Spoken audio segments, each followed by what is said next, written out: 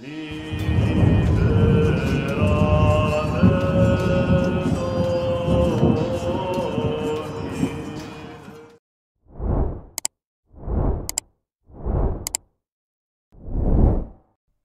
de la quinquagésime selon la légende dorée. La quinquagésime commence au jour où l'on chante Estomihi in Deum Protectorem et finit le jour même de Pâques. Elle a été instituée comme supplément, comme signe et comme figure.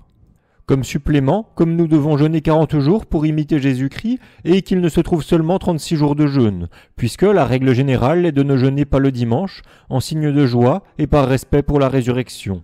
Alors, à l'exemple de Jésus-Christ, qui le jour même de la résurrection a mangé par 2 fois. Premièrement, quand il est entré, les portes étant fermées dans le lieu où étaient les apôtres, qui lui offrirent un morceau de poisson et un rayon de miel. Et deuxièmement, avec les disciples d'Emmaüs. D'après l'opinion de quelques-uns, alors pour suppléer à ces dimanches, on ajouta 4 jours.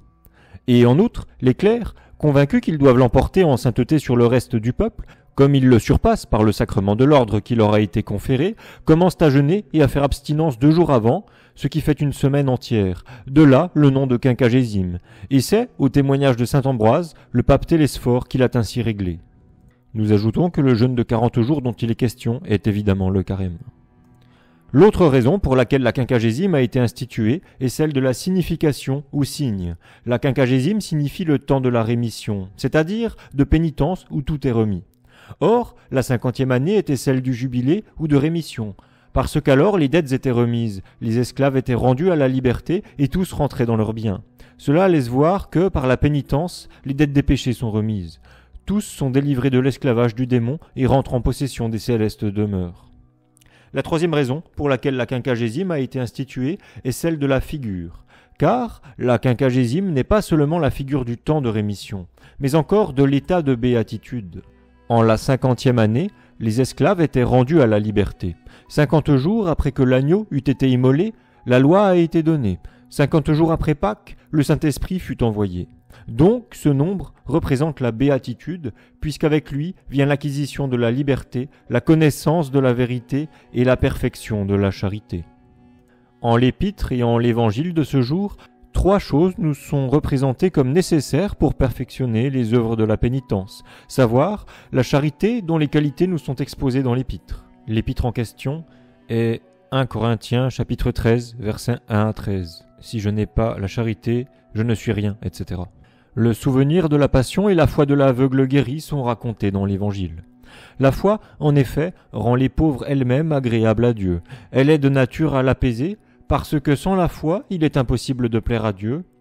Et le souvenir de la passion du Seigneur les rend faciles, ce qui fait dire à saint Grégoire « Si nous avons présente à la mémoire la passion de Jésus-Christ, il n'y a rien que nous ne supportions avec égalité d'âme. » La charité ranime continuellement nos œuvres, parce que l'amour de Dieu, dit saint Grégoire, ne saurait être oisif dès lors qu'il existe, il fait opérer de grandes choses, mais il cesse d'être dès lors qu'il cesse d'agir.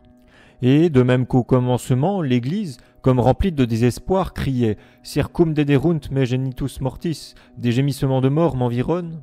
Peu après, revenant à elle, elle réclamait du secours. Aujourd'hui, elle a conçu de la confiance et dans l'espoir d'obtenir le pardon pour la pénitence, elle prie et dit « Estomihi in Deum Protectorem » « Soyez-moi un Dieu qui me protège ». Et alors, elle demande protection, force, refuge et direction.